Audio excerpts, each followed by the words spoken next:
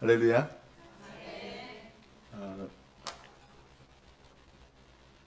2018년도로 제가 기억을 하는데 그때 우리 사랑누리교회에서 인도네시아에 신방 와주셔가지고 그때 목사님께서 단기 선교 아니고 우리는 신방이다.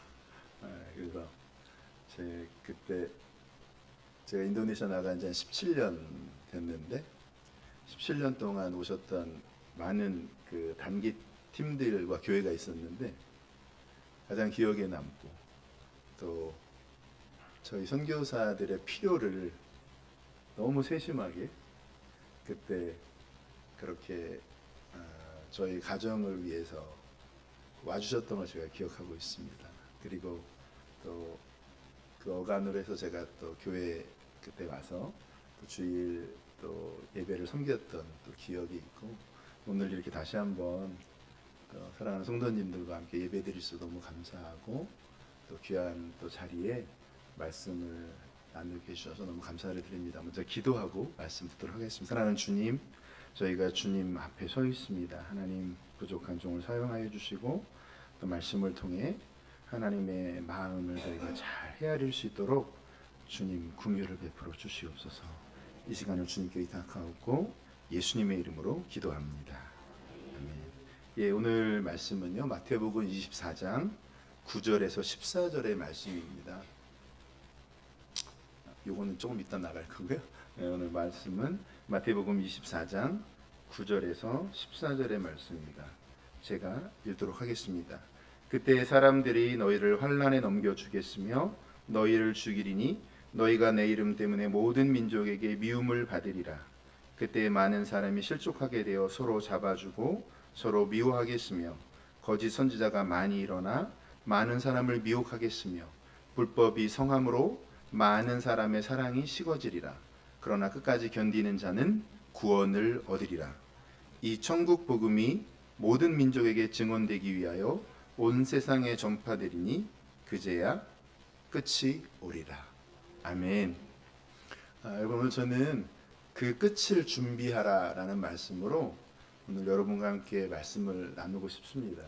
제가 아까 예배 드리기 전에 목사님과 잠깐 이야기 나누고 이렇게 시간을 돌려보니까 목사님이랑 저희가 함께 알고 이렇게 또 교제하면서 또 서로 기도하고 지낸 시간이 벌써 한 23년이 되더라고요. 벌써 여기 최태현 목사님, 김기현 성님도 와 계신데 벌써 이렇게 최태현 목사님, 이화준 목사님, 또 사모님들과 함께 사역하고 인도네시아 선교를 위해서 지나온 시간이 23년 정도 됐구나. 귀한 시간 또 계속 함께 할 수 있는 은혜 주셔서 너무 감사하고 참 그 우리 두 분 목사님 특별히 이렇게 제가 너무 감사한 분들인 것 같아요. 인도네시아 사역을 인도네시아에 17년 전에 나갔지만 그 전에도 제가 수원에서 인도네시아 이주노동자 교회를 이렇게 개척해서 한 10년 목회하고 또 인도네시아가 나간 지 한 17년 됐으니까 27년 정도를 제가 인도네시아 사역을 한국에서부터 했는데 그때부터 우리 두 분 목사님이랑 또 함께 또 인도네시아를 섬길 수 있는 기회가 있었었고 지금까지 그렇게 함께 할 수 있다는 게 저희가 얼마나 큰 감사이고 또 행복한 일인지 모르겠습니다. 여러분 얼마 전에 시작한 것 같던 2026년이 벌써 상반기가 다 지나갔어요. 그렇죠? 지금 6월 오늘 21일 시간이 너무 빨리 가는 것 같습니다. 절반밖에 안 남았어요. 이제 올 한해도 이때쯤이면 회사도 그렇고 또 교회도 그렇고 한 해의 중간 점검을 좀 해봐야 할 때입니다. 개인적으로도 2026년에 들어오면서 우리가 세웠던 계획들 또 기도의 제목들이 있잖아요. 저는 한 30년째 계속 다이어트가 계획인데 지금 아주 식단 관리하고 운동해서 이 정도 몸매 유지하고 있습니다. 다 너무 크게 웃으시지만 나름 열심히 하고 있습니다. 우리가 다 연초에 들어오면서 개인적인 그런 기도의 제목도 있고요. 계획들도 있고 또 교회적으로나 또 회사를 다니시거나 또 사업을 운영하시는 분들은 다 그 한 해의 계획들이 있어요. 그리고 벌써 상반기가 지나갔기 때문에 이때를 잘 돌아봐야 나머지 또 후반기를 또 잘 달려갈 수 있는 그런 시간인 것 같습니다. 올 한 해만 그런 건 아니죠. 우리의 인생도 그렇죠. 누구 하나 예외 없이 인생의 끝을 맞이합니다. 젊은이들은 천년을 살 것처럼 결코 나에게 그런 날이 오지 않을 것이라고 생각하지만, 그런 어느새 나이가 들어가고 또 때때로 사회에서 정해진 때에 은퇴를 해야 할 때가 되고, 전에는 이제 어르신들이 은퇴하고 은퇴 후 준비 없이도, 은퇴하고 얼마 이제 이렇게 보통 다 일찍들 돌아가셨으니까 은퇴 후 준비가 필요 없었는데, 요즘엔 은퇴하고 보통 한 30년 사시니까 그죠? 은퇴 후 준비가 너무 중요한 시기가 되었어요. 어떤 분들은 그 은퇴를 잘 준비하여서 은퇴 이후의 삶을 또 잘 영위하시는 분들이 있고, 또 때때로 어떤 분들은 그럴 겨를이 없어서 혹은 또 여유가 없어서 또 쉽지 않은 시간들을 또 은퇴 이후에 맞이하시는 분들도 있습니다. 그게 은퇴 이후의 삶뿐만 아니라 우리 인생에 있어서도 인생의 마지막을 차근차근 잘 준비하신 분들이 있고요. 때때로 그렇지 못한 가운데 마지막을 맞이하는 분들도 왕왕 우리가 보게 됩니다. 제가 왜 이렇게 마지막 얘기를 하냐면, 오늘 본 설교의 제목이 끝에 대한 얘기예요. 그 끝을 준비하라. 사실 오늘 읽은 본문 마태복음 24장과 25장은요, 종말과 재림에 관한 설교예요. 예수님께서 감람산에 올라가셔서 제자들과 함께 마지막 때 어떠한 일이 일어날지에 대해서 예수님께서 말씀해 주고 있는 겁니다. 그래서 감람산 강화다라고 우리가 보통 말을 하고 있고요. 또 우리가 추구하는 어떤 개혁주의 입장에서는 이때 예수님의 이 종말에 대한 예언이 그 주 70년에 로마의 장군 티투스 장군에 의해서 예루살렘이 멸망당하는 그때 1차적으로 이 예언이 성취되었고, 그러나 그때뿐만 아니라 종말론적으로 예수님께서 다시 오시는 때에 또 이 일이 어떻게 성취되어야 할지를 이렇게 예언적으로 말씀해 주고 있다고 하지요. 여러분 잘 알듯이 역사적으로도 주 70년에 로마의 티투스 장군에 의해서 예루살렘이 함락됩니다. 그래서 예수님께서 말씀하셨던 것처럼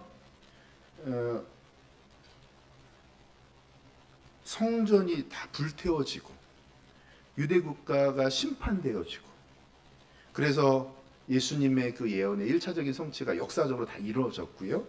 그리고 그러나 이것이 그때 역사적으로 주 70년경에만 성취된 예언의 말씀뿐만이 아니라 종말의 때에 이루어질 일들에 대해서 말씀하고 있는데, 그것이 오늘 읽진 않았지만 36절에 주님께서 그러나 그때는, 그날과 그때는 아무도 모른다 라고 말씀하셨던 것은 주 70년 이후에 정말 종말의 때에 일어날 일들에 대해서 말씀하고 있는 것이죠. 오늘 우리가 읽진 않았지만 24절 그 전반전에 보면요, 종말의 때에 어떠한 일이 일어날 것인가. 그래서 6절과 7절에 보면, 그 전에 보면 첫 번째로 많은 적그리스도가 나타나 사람을 미혹할 것이다. 4절과 5절에 말씀하고 있고, 그리고 6절과 7절에 보면 전쟁, 기근, 지진이 일어날 것이다. 그리고 9절과 10절에 보면 성도의 고난과 박해가 일어날 것이다. 그리고 그 이후에 많은 사람의 사랑이 식어질 것이다. 이것이 종말의 징조입니다. 말씀을 준비하면서 이렇게 자료들을 찾아보니까요, 그 초대교회 이후에도 많은 이단들이 일어났지만, 여러분 최근 50여 년 동안요, 우리가 이야기만 하면 들을 수 있는 이단들이 한 50여 개, 이렇게 최근 50여 년, 그냥 뭐 잘 모르는 이단들이 아니라 그런 이단들이 한 50여 개. 지금 동남아시아와 인도네시아에는 한류가 엄청나거든요. 인도네시아는 제가 가기 전부터도 한국 드라마, 뭐 영화, K-팝, 요즘에는 K-푸드, K-메디칼, 뭐 의료 엄청납니다. 근데 이 한류의 바람과 함께 인도네시아에도 한국에 많은 이단들이 들어와 있어요.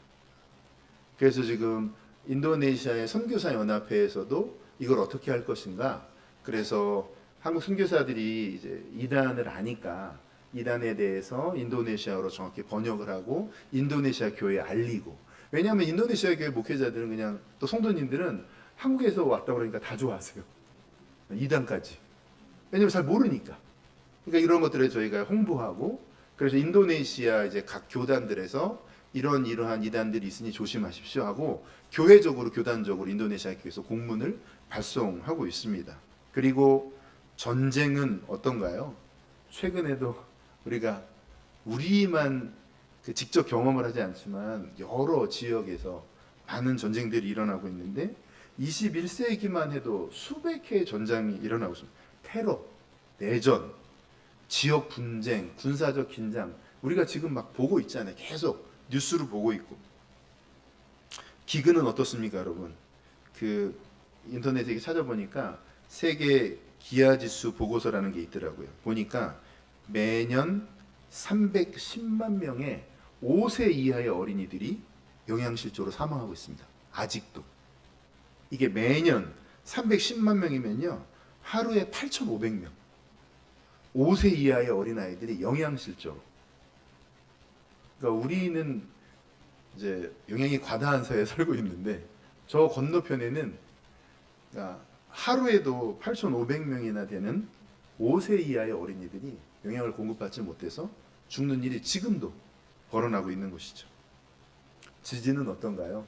제가 목사님이랑 잠깐 예배 전에 비전센터 목사님 방에 들어갔더니 그 전에 인도네시아에 같이 집회하고 사역 다니시다가 술라웨시섬의 팔루라는 곳에서 목사님이 선물을 받으신 게 있더라고요. 얼마 전에 지금 팔루에서 또 지진 났거든요. 몇 년 전에도 지진인데 인도네시아는 워낙 지진이 많으니까 앱이 있어요, 핸드폰에. 그러니까 지진을 알려주는 앱이 있는데 그거를 키면 인도네시아 살 수가 없어요.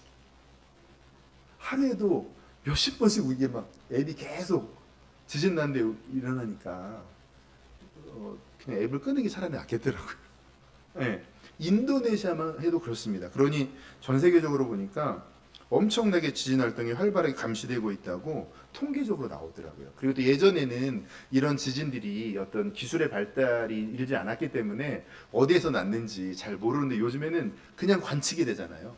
바로 뉴스에 나오고. 그러니까 그 횟수는 점점 늘어나는 것이죠. 실제적으로 지진의 발생 횟수도 늘어나고 있고요. 근데 이러한 모든 것들이요.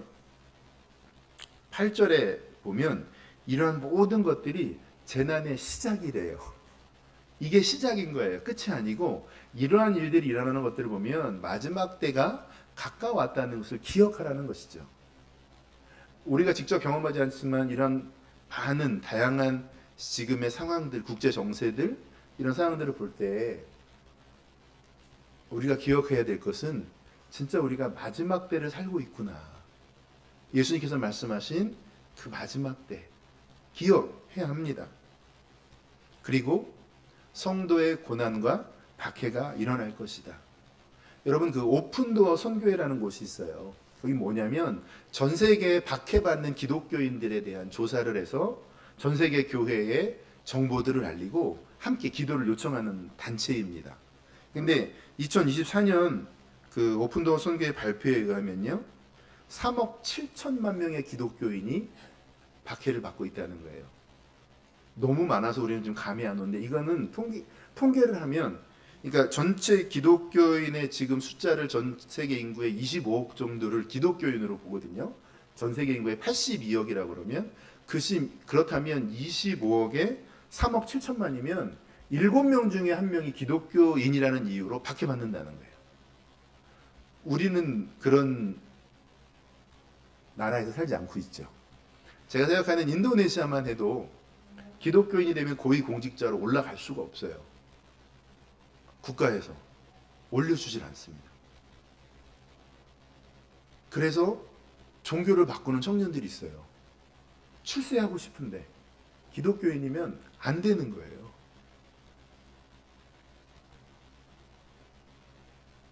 많은 인도네시아의 또 지역에서 교회들이 방화되고 또 강제적으로 예배를 못 드리는 일들이 최근에도 계속 일어나요. 인도네시아의 그 소셜 네트워크, 그 소셜 미디어 보게 되면 인도네시아 성도들이 그런 경우 당하는 걸 올리거든요. 그러면 뭐 전 지역에서 그런 일들이 계속 발생해요. 그러니까 뭐 허가받은 교회냐 아니냐 그게 중요한 게 아니에요.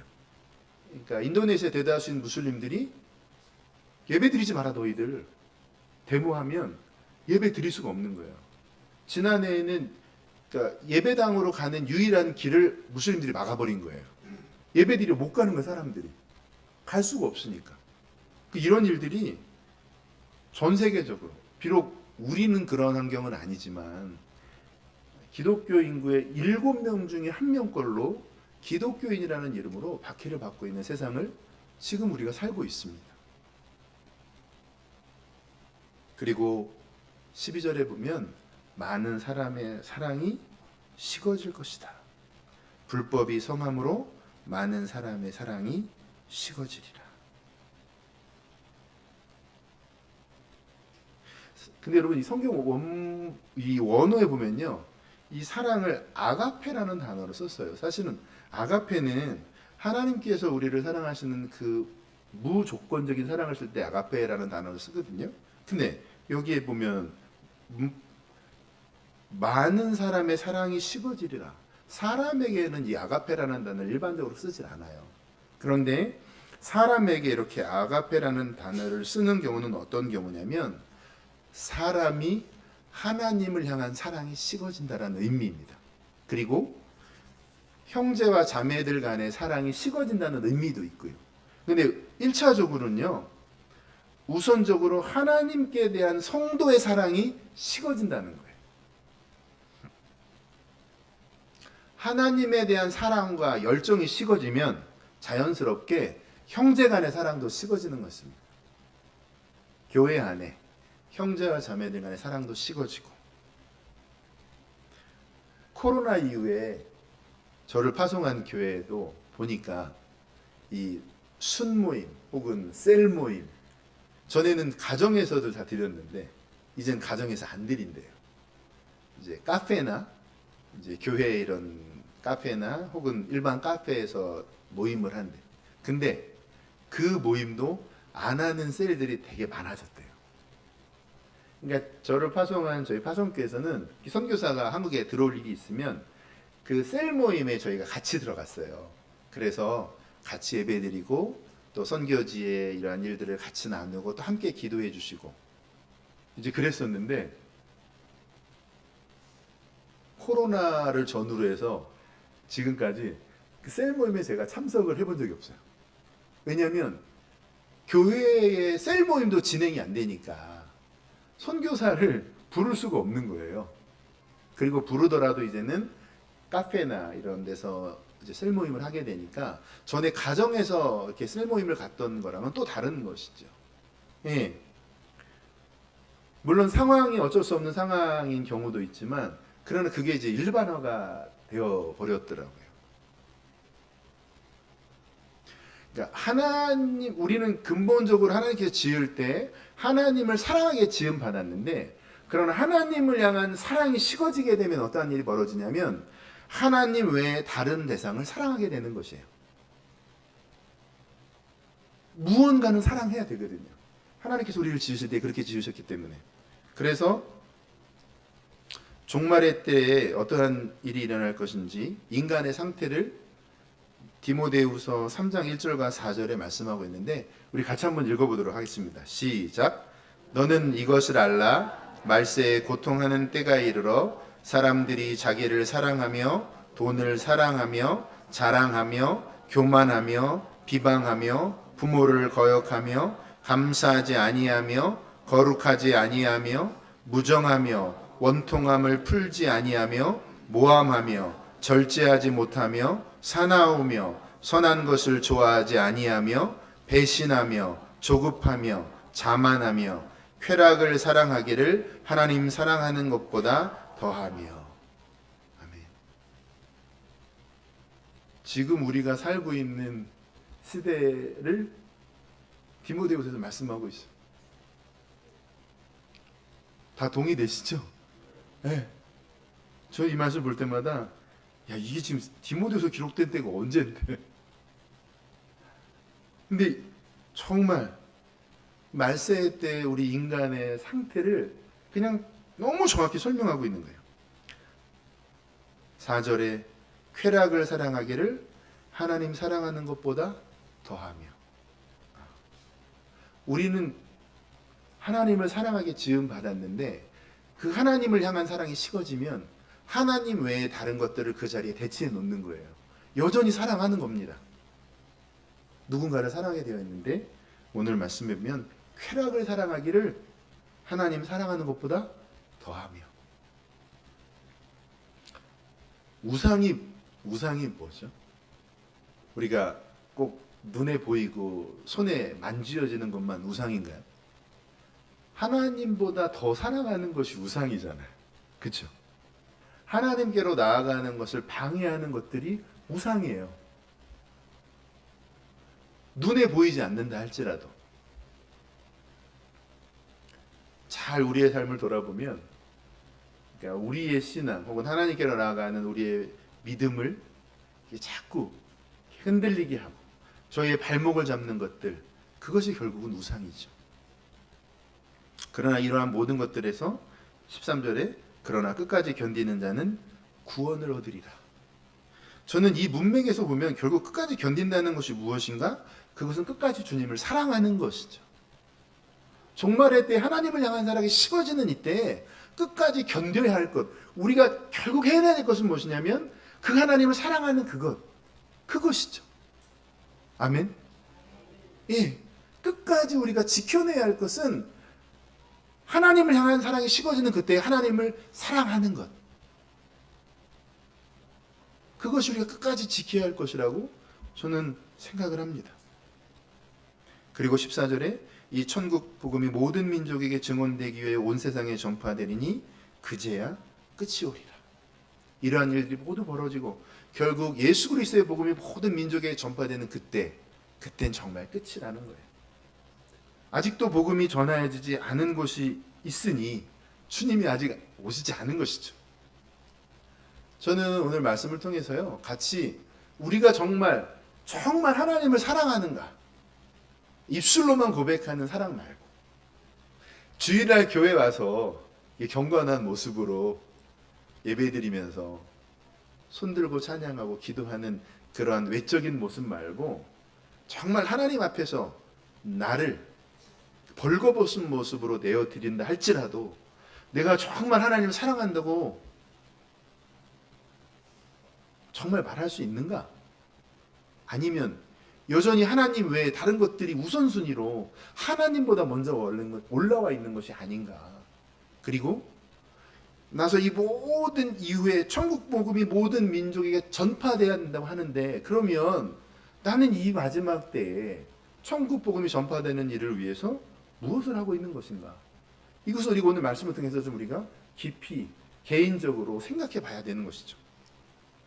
여러분, 이 지도 혹시 보신 적 있으세요? 이 지도는요, 미국의 미전도 종족을 조사하는 전문단체인 조수아 프로젝트라는 곳에서 만든 지도인데요. 전 세계 지도인데 저 빨간 점으로 있는 곳이 지금까지 한 번도 예수님의 이름을 듣지 못한 미전도 종족들이 있는 곳이에요.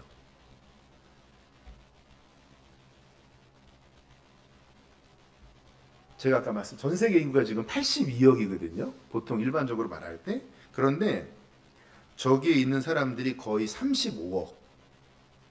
전 세계 인구의 42%, 거의 43%에 달하는, 거의 절반에 달하는 사람들이요, 주님이 이 땅에 오신 지 2000년이 지났음에도 불구하고 아직까지 한 번도 복음을 듣지 못한 사람들이 있는 곳이에요.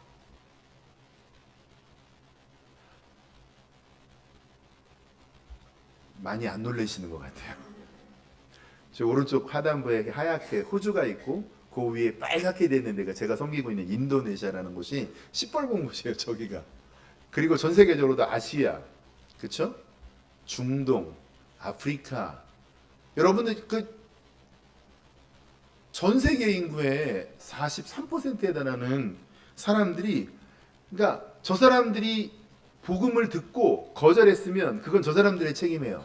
문제는 뭐냐면 지금까지 한 번도 이 복음을 듣지 못했다는 게 문제예요. 저 사람들은 선택할 어떤 그 기회도 없었던 사람들이.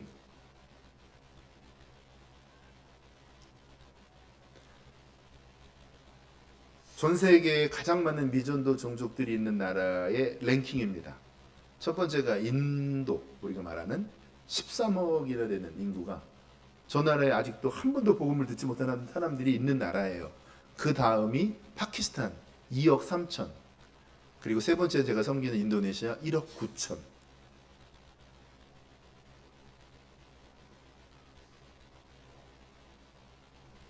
우리는 다 예수 믿고 구원 받았으니까 감사한데, 그럼 문제는 뭐냐면 여전히 저렇게 많은 미전도족, 한 번도 복음을 듣지 못한 사람들이 전 세계에 너무 많다는 겁니다. 인도네시아 지도거든요. 인천공항에서 인도네시아 수도 자카르타까지 7시간 비행기로 가는데 인도네시아의 동쪽 끝에서 끝까지가 비행기 타고 7시간 걸려요. 네. 저희 뭐 대륙으로 다 된 나라는 아니에요. 섬으로 된 나라이기 때문에 넓게 퍼져 있는데 그만큼 넓은 나라이긴 해요. 섬이 한 17,500개 정도밖에 안 되고, 네, 섬으로 이루어진 나라죠. 이런 나라가 인도네시아인데, 인도네시아의 미전도 종족들이 저 빨간 점으로 있는 곳이 인도네시아의 지금 미전도 종족, 복음을 한 번도 듣지 못한 사람들이 있는 곳입니다. 여기 보면 뭐 연두색은 기독교인이나 카톨릭 신자들이 있는 곳인데 얼추 비슷한 거 아닌가. 그러나 여러분, 저 동쪽에 연두색으로 많이 되어 있는 저기가 이제 파푸아, 우리가 인도네시아 이렇게 중요한 부분만 가리고 이렇게 창 들고 다니는 분들 있잖아요. 그런 분들 저 지역은 인구 밀도가 높지가 않아요. 사람이 많이 살지 않아요. 그러니까 저 뭐 색깔로 보면 얼추 반반 아닌가 싶지만 사실은 인도네시아 전체 인구의 70%, 거의 2억 명에 달하는, 이거 통계로 나온 건데요. 그러니까 인도네시아 인구가 지금 거의 지금 2억 8천만에 육박하거든요. 근데 그 중에 1억 9천, 거의 2억에 달하는 전체 인구 70%가 지금 한 번도 복음을 듣지 못한 사람들이 인도네시아에 살고 있는 거예요.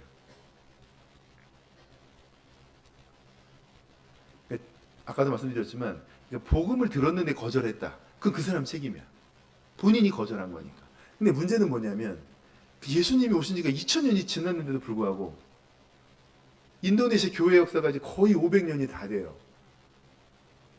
포르투갈, 네덜란드의 지배를 350년 이상 받았으니까. 근데 순수하게 복음을 가지고 들어온 게 아니고 그 당시에 향료 무역, 향신료를 그 인도네시아에서 뺏어가려고 네덜란드가 칼을 가지고 들어온 거예요. 그러니까 인도네시아 사람들에게 기독교라고 하는 것은, 그러니까 우리가 생각하는, 한국은 복음이 들어올 때 순수하게 선교사님들이 복음 가지고 들어왔잖아요. 근데 인도네시아는 칼을 들고 왔기 때문에 이 사람들에게 기독교라고 하는 것은 자기들을 350년 지배한 나라의 종교가 되는 거예요. 그러니까 본인들이 기독교인이 될 수가 없는 거예요. 이 얘기는 뭐냐면 우리가 일제시대 36년 그 이상 지배받은 때 우리가 친일파가 되는 것과 똑같은 거예요. 그러니까 이 사람들에게는 구원의 문제이기 전에 역사적인 문제가 되는 거예요. 우리를 350년 이상 지배한 나라의 종교를 내가 믿게 되는 상황이 벌어지는 것이죠.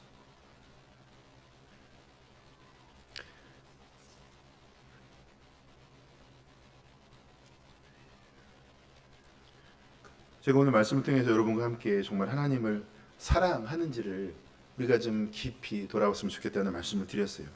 여러분에게는 하나님을 사랑하는 증거가 있으십니까? 아멘. 진짜 있으세요?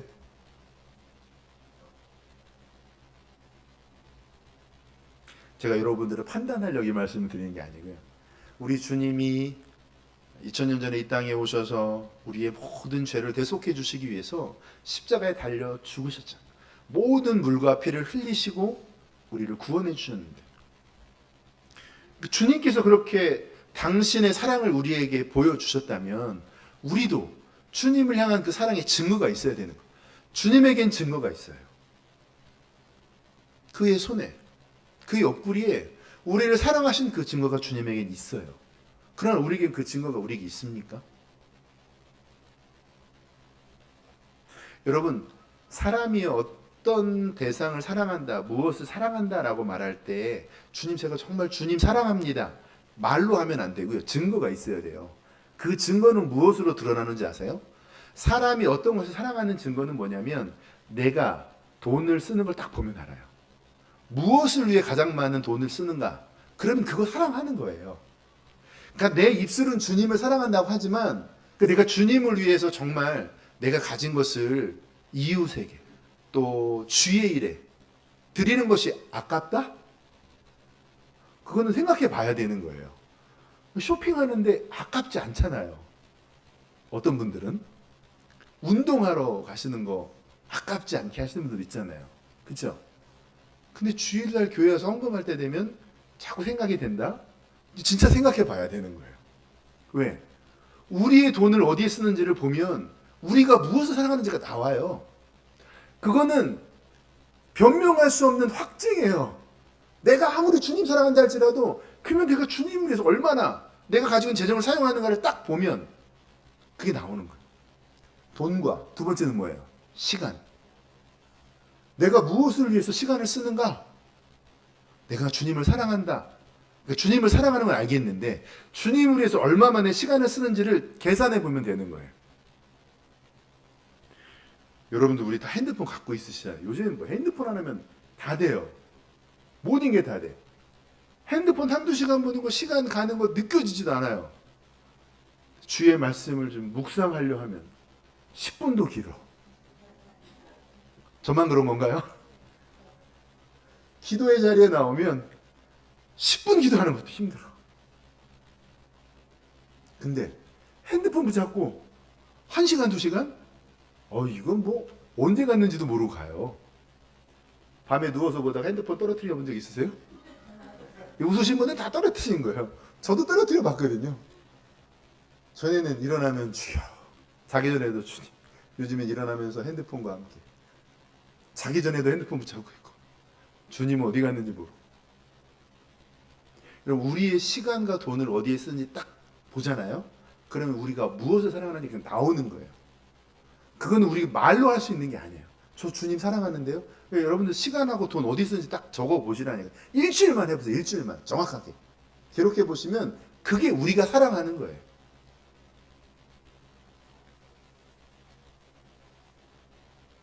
그리고 천국 복음이 모든 민족에게 전해지는 일을 위해서 여러분 무엇을 하고 계십니까? 제가 여러분의 신앙생활이 잘못됐다라는 걸 말씀드리는 게 아니고요. 마지막 때를 준비해야 되잖아요. 우리가 주님 그날을 소망한다고 하는데 말은 소망한다고 하고 준비한다고 하는데 우리에게 증거가 없어. 그럼 그거 안 하는 거예요. 우리는 우리가 생각하는 게 하고 있다고 착각해요. 그렇죠? 저희 집안이 특히 그래요. 그래서 저희 아내가 힘들어해요. 하지도 않는데 생각하는 거를 한다고 착각해요. 하고 있다고 착각하고. 여러분, 생각하는 것과 하는 건 다른 거예요. 그렇죠? 아무리 많이 알고 있어도요, 우리가 정말 우리의 삶으로 살아내지 않으면 그거 하고 있는 거 아니에요. 아까 보여드렸던 것처럼 여러분, 전 세계에 이렇게 많은, 전 세계 인구의 거의 절반이 되는 사람들이 아직도 복음을 듣지 못한 사람들이 저렇게 많아요. 여러분, 이 사람들은 무엇을 하고 계세요? 최소한 기도의 자리라도 들어가셔야죠. 최소한이 아니죠. 사실 선교는 기도의 자리에서 시작되는 거예요.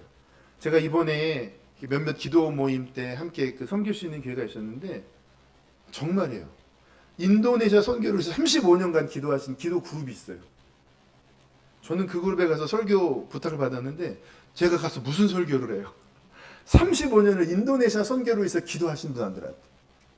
제가 그분들한테 울다가 왔는데 제가 정말 거의 90이 다 돼가신 우리 장로님 권사님들 35년을 인도네시아 선교를 위해 기도하셨던 분들의 기도 때문에 제가 이렇게 선교사로 사역하고 있습니다. 제가 그 고백하고 왔어요. 그분들의 기도가 아니면 제가 어떻게 살겠습니까? 우리 사랑누리 교회에서도 정말 이 마지막 때를 준비하는 정말 그것이 우리의 준비라면, 우리의 고백이라면 저 많은 미전도 종족들을 기도의 자리로 끌고 와야 되는 거죠. 비록 내가 가지 못한다 할지라도 주님, 하나님의 사람들을 보내주십시오. 제가 17년 전에 수마트라 남부에 있는 무슬림이 많은 지역에 가서 제가 사역하면서 저는 처음에 제가 잘나서 잘 준비된 선교사라서 그곳에 간 줄 알았어요. 한국에서 제가 10년 동안 인도네시아에 목회했다고 그랬잖아요. 여러분, 선교사라 나오기 전에 이미 인도네시아 사역을 10년을 했는데 언어적으로 얼마나 잘 준비됐겠어요. 얼굴은 하나도 동의 안 하시는 눈빛이신데, 여러분, 선교사가요, 선교사로 나가기 전에 언어 다 준비되고 나가는 선교사는 거의 없어요. 그 나라에서 자란 저희 딸 같은 선교사 자녀이거나 혹은 이제 이민 가가지고 살았던 그런 아이들이 선교사로 헌신해서 선교사로 가는 경우 외에는 선교사가 선교사로 파송되기 전에 언어를 마스터하는 경우는 없어요. 제가 우리 세태훈 목사님, 이어준 목사님과 함께 그 23년 전부터 인도네시아 전역을 같이 다니면서 집회하고 세미나하고 하면서 같이 사역하고 제가 통역하고, 그때 그거 다 준비됐던 거죠. 제가 인도네시아 준비됐던. 그러니 선교사 나갈 때 제가, 주님, 저는 제가 인도네시아 선교 역사를 새로 쓸 줄 알았다니까요. 제가 그렇게 기도, 주님, 이렇게 잘 준비된 선교사가 어디 있습니까? 저 같은 선교사 안 쓰면 주님 누구 쓰시려고 그러시는 겁니까? 제가 그렇게 기도했어요. 주님, 사람도 큰데 큰일 하셔야죠. 저 데리고 큰일 하셔야죠. 그렇게 기도했다니까요. 근데 전 진짜 처음에 가서 2년 동안 10번 병원에 입원했어요. 보시다시피 제가 어디 병원에 입원할 몸매는 아니잖아요. 근데 2달에 한 번씩 병원에 입원해서 자카르타 후송까지 나가가지고 병명도 몰라가지고 그러는데 제가 너무 낙심이 되는 거예요. 한날은 너무 허리가 아파가지고 며칠을 누워있는데 천장 보면서 막 눈물이 나더라고요. 근데 그때 주님이 그 2년 동안 제 몸에 있는 힘들을 다 빼시더라고요. 선교 네가 하는 거 아니라는 거예요. 네가 인도네시아에도 얼마나 하냐. 그거 아니라는 거예요. 주님의 능력의 손이 짧아서 구원 못 하시는 게 아니잖아요. 근데 그때 제 귀에 들리는 기도 소리가 있는데, 제가 섬기던 그 지역을 다녀가셨던 수많은 단기 선교팀의 기도 소리가 들리기 시작하는 거예요. 근데 그 기도 소리가 말발굽 소리처럼 들리기 시작하더라고요. 그때 알았어요. 내가 여기 온 게 내가 잘나서 온 게 아니고 기도하신 분들의 열매로 이 땅에 왔구나. 우리 기도해야 되는 거죠. 여러분들의 기도를 통해서 누군가는 그 자리로 가는 거예요. 제가 인도네시아에 갔던 게 제가 잘났고 제가 잘 준비돼서가 아니고 그 땅을 밟으며 기도하셨던 분들의 기도가 저를 그곳에 보낸 것이었죠. 여러분, 우리 그 일 해야 되는 거예요. 그거 안 하실 거면 저처럼 가셔야 돼요. 둘 중에 하나는 하셔야 돼요. 가시든지 기도하시든지. 기도하는 게 어렵다 그러면 저한테 연락하시면 돼요. 제가 잘 모시도록 하겠습니다. 자카르타에 있는 인도네시아 독립을 기념해서 지은 사원인데요. 이스티클랄 사원이라고, 저 사원을 짓는 데만 17년이 걸렸어요.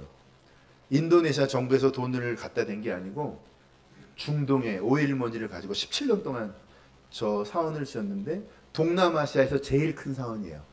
전 세계에서 3번째로 큰 사원이고, 인도네시아가 얼마나 중요한 것인지를 저 사원을 보면서 알 수 있어요.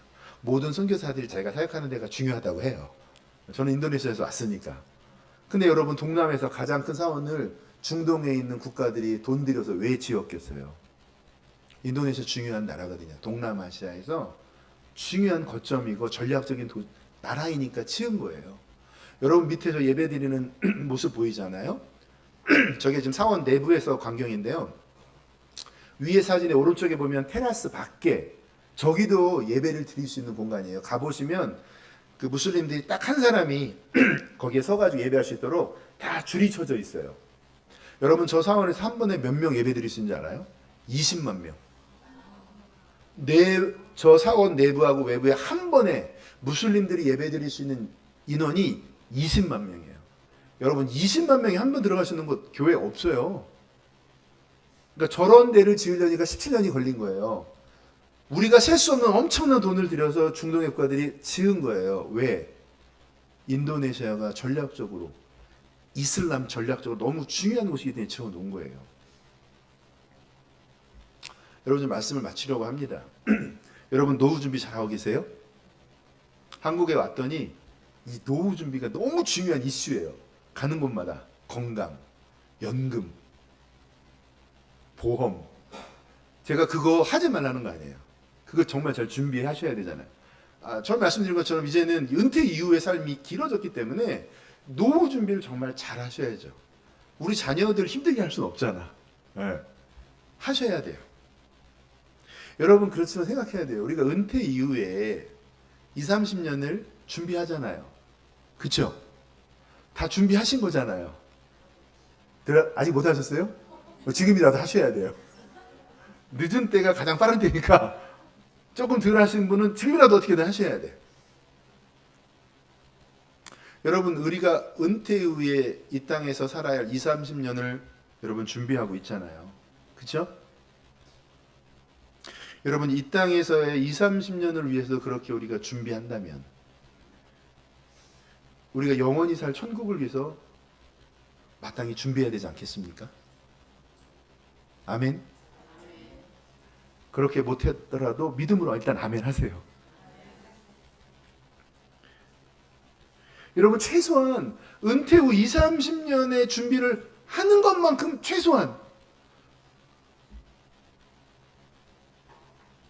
우리가 정말 주님 사랑한다고 고백하면 최소한 그만큼은 준비해야 되잖아. 그건 최소한이에요. 영혼을 준비해야 되는 우리는 그것 가지고 안 돼요. 그 이상 준비해야 되지만 그러나 우리가 인심 써서 우리의 은퇴 후 20, 30년을 준비하는 만큼은 최소한 종말의 때를 준비해야 되는 거죠. 아멘. 여러분 우리가 원하든 원치 않든 우리가 인식하든 인식하지 않든 깨닫든 깨닫지 못하든 성경이 말하는 마지막 때를 살고 있습니다. 종말의 징조들이 여러 곳에서 일어나고 있고 이 천국 복음이 모든 민족에게 증언되기 위하여 온 세상에 전파되리니 그제야 끝이 오리라. 여러분 사실 주님은요 우리를 그 끝을 준비할 자로 부르신 거예요. 우리가 이 마지막 때를 사는 것은 주님이 이때 우리를 부르신 것은 그 마지막 때를 준비하라고 부르신 거예요.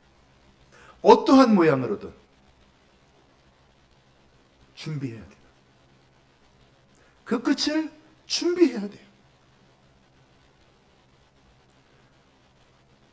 준비하다가 주님 맞이해야지. 그 준비하지 못하고 허둥지둥하다 주님 맞이할 수는 없잖아요. 주님께서 우리에게 아직 생명 주시고 호흡 주신 이유는 그 마지막을 준비하라고. 오늘 부족한 종을 통해서 그 끝을 준비하라고 말씀하시는 것은 저도 그렇고요. 사랑하는 우리 모든 성도님들이 그 끝을 준비해야 되는 거예요. 여러분 사도 바울이 고린도후서를 마무리하면서 같이 한번 읽도록 하겠습니다. 시작. 만일 누구든지 주를 사랑하지 아니하면 저주를 받을지어다. 한 번 더 읽겠습니다. 시작. 만일 누구든지 주를 사랑하지 아니하면 저주를 받을지어다. 고린도서를 마무리하면서 사도 바울이 갑자기 뜬금없이 이 얘기를 해요. 만일 누구든지 주를 사랑하지 않으면 저주를 받을지어다. 마지막 때에 하나님을 향한 사랑이 식어지는 그때에 끝까지 주님을 사랑하고 그 마지막을 준비하면서 우리 하나님 기뻐하시는 그러한 인생을 우리가 살고 또 우리 사랑누리 교회가 그런 교회가 되기를 간절히 축원합니다. 아멘. 우리 같이 314장